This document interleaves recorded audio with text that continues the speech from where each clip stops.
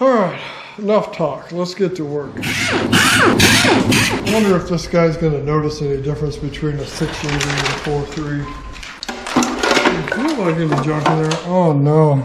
Oh, goodness. There's a problem. That's the front portion of the crank. It's a stock grind camshaft for a LQ4 6 liter, okay? Meow. What do you think, Ripley? We gotta do some work to our cylinder heads before we bolt them on. Poly, low profile, oil pan.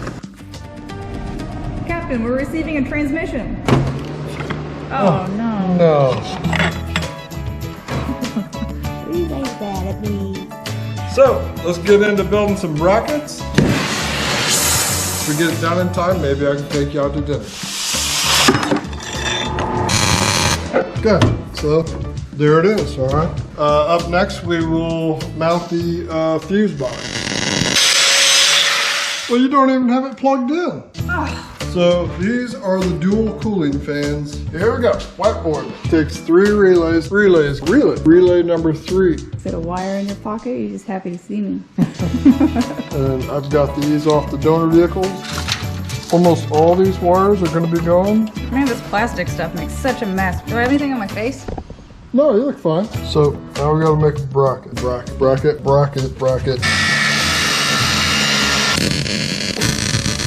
Hole there, another one there.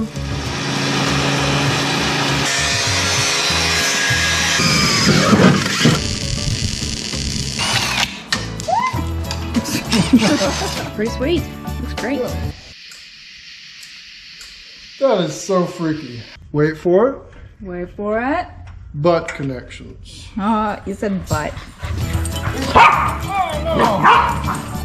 Go to the next. Okay.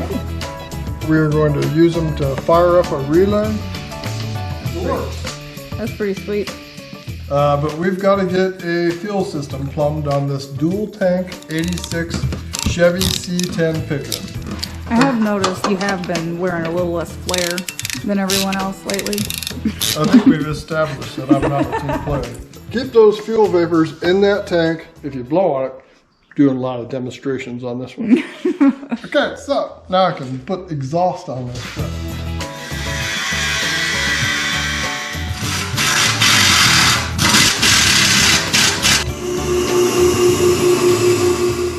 Well, we'll cut this off. Oh. It's not going to be that long. Oh. Today we have got to put an intake on this LS swap.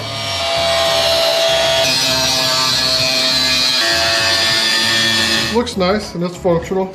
Well, hang on. Why don't we just do this?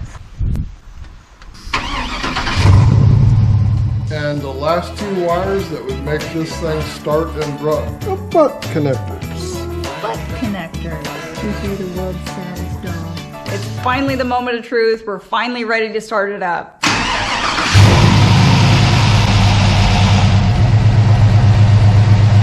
like it. You like it? Yep. And at the end of an LS swap, we end up changing the gear sometimes in the rear differential, okay? A limited slip carrier, because this guy doesn't want one bald tire.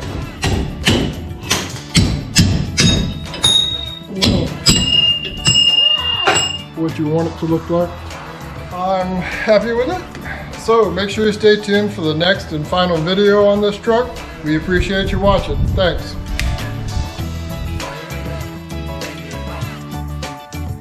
Okay, so it is a big day for this 1986 Chevy C10. If you've been following the channel, you know we've done a ton of work to it. It has a 6-liter 4L60E. We lowered it, wheels and tires, Dakota digital dash, the whole 9 yards. And today's the day it's finally gonna go home. We've told you before, we're not big fans of the walk around, but we've really never shown you a good look at the final product. So today we're gonna show you everything put together and take it for one last test drive. So, you wanna pop the hood? Yep. Let's do it. Let's open it up.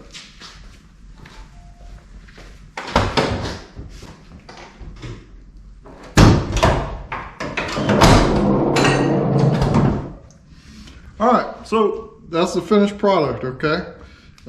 Everything that's in this engine bay, except for 2 parts, are either out of a 2004 GMC Yukon, or else it's part of a 1986 Chevy C10 pickup, okay? Yep. So anything that's inside this engine compartment, except for 2 air conditioning hoses, you could walk into O'Reilly's, buy the part for it, and walk out and fix this thing up if you had to, okay? Yep, we try to make it easy for the next guy. Right, hopefully you don't have to.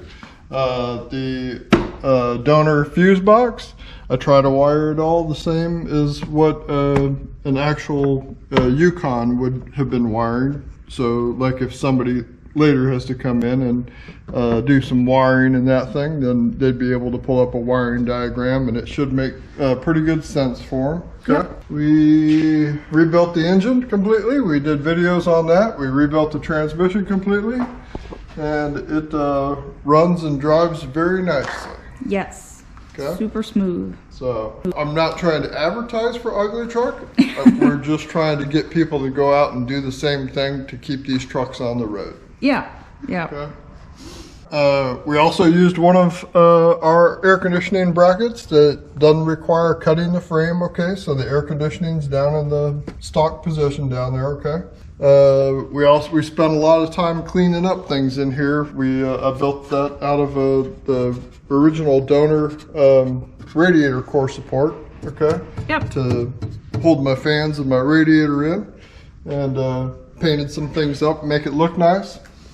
We also dropped the front end down 2.5 inches and the back end 4 inches, okay? So we put drop spindles on it. Bryan bought different wheels and tires for it. Yeah. And made it look a little nicer. And it still drives great. That's really nice. It's got a Dakota digital dash in it. We'll show you that on the drive. Yep. That's pretty cool. And we put a new stereo in it, and it's gonna go home today. Yep. It's kind of sad. Kind of sad. It's like part of the family now. It really is. It would be weird not having it here. Yeah. Should we take it for a drive? Oh, I suppose. All right, let's do it. Let's do it.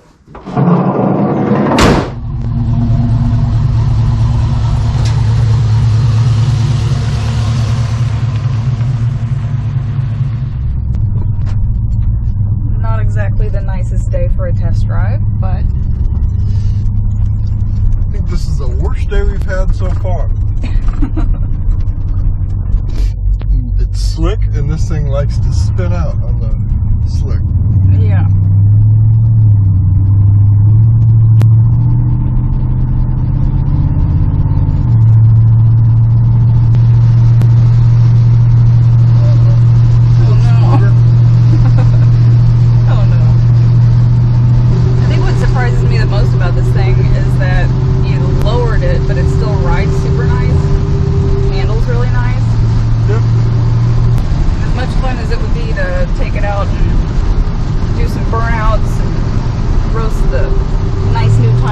That Bryan got.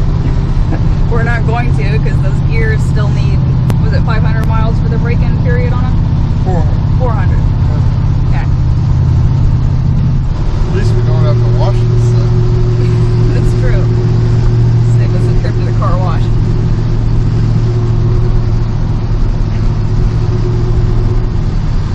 It's just super smooth. The 6-liter, it just idles down the road.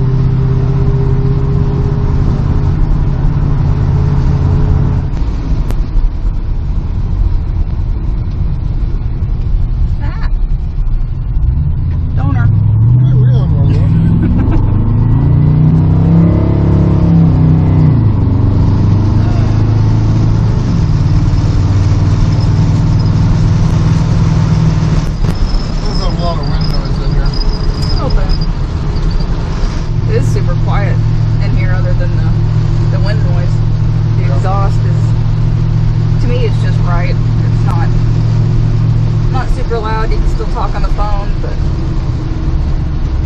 you know there's something in there. Something under the hood. Oh yeah, this thing's gonna be a great cruiser.